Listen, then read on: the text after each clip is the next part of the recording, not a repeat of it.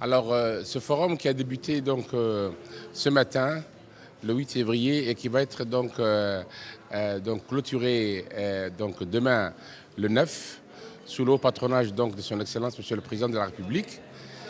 Il a pour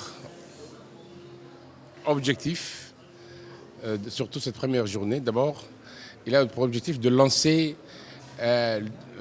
l'application ou la plateforme Mobile ID. Alors, qu'est-ce que c'est le Mobile ID?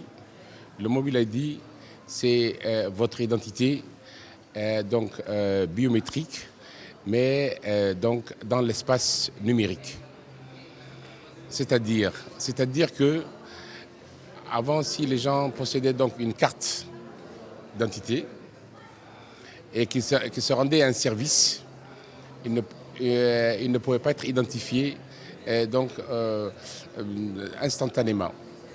Alors qu'ici, l'identité biométrique se trouve dans votre smartphone, et c'est grâce à votre smartphone et grâce aux liens qui ont été donnés aux différentes institutions dans le cadre de l'interopérabilité qui va découler de ce Mobile ID, que vous allez être identifié dans chaque établissement avec lequel des partenariats ont été tissés pour pouvoir être identifiés. Alors, les gens se posent la question, est-ce que quand je suis identifié par une institution externe, est-ce que mes données se trouvent dans cette institution pour des questions de sécurité?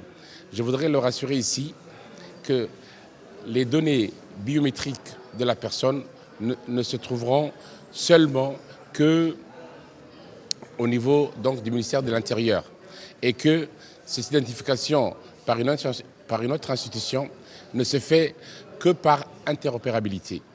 Le fait qu'on est passé de la biométrie physique à la biométrie numérique, les données se trouvent maintenant dans l'espace numérique, il y a des interconnexions qui vont se faire des autres pièces de cette personne qui vont se connecter à l'identifiant unique, que ce soit le permis, que ce soit le permis de conduire, ou que ce soit la santé de la personne.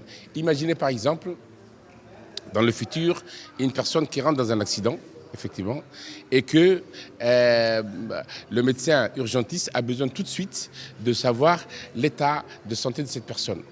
Et bien, si plus tard, effectivement, puisque les données de la santé seront liées au identifiant unique, il suffira qu'on puisse utiliser le pouce de cette personne, de ce malade, pour accéder directement à ces données de santé. On pourra savoir quel groupe sanguin il est, qu'est-ce qu'il a comme maladie, est-ce qu'on peut lui donner est-ce qu'il est diabétique ou autre chose. Donc, pour vous dire qu'il y a beaucoup de choses qui vont être développées. Et donc, les jeunes d'aujourd'hui, avec le chômage que nous avons, le secteur du numérique va booster les emplois, et plein de jeunes vont pouvoir développer ce qu'on appelle dans le jargon des startups,